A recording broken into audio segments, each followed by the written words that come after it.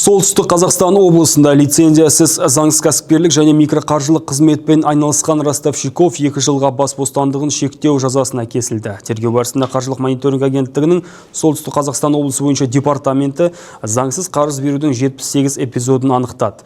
Әдетте қарыз алушылар ақшаға аса мұқтаж, банктен несие ала алмаған азаматтар болған.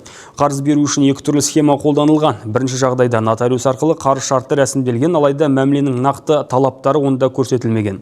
Құжаттағы сомаға қарыз алушыға берілген қаражатта қарызды пайдаланған бүкіл кезең үшін есептелген пайызда енгізілген. Ақшаның қайтарылуын қамтамасыз ету үшін мүлік кепілге қойылған. Екінші жағдайда қарыз беру дерегі сатып алу сату шарты ретінде бүркемеленген.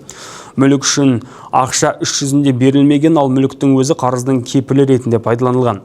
Қаражат қайтарылғаннан кейін шарт бұзылып, мүлік иесіне қайтарылған. Осылайша азаматтық құқықтық мәмілелер түрінде шын мәнінде пайызбен және мүлікті кепілге алып жүйелі түрде қарыз беру жүзеге асырылған.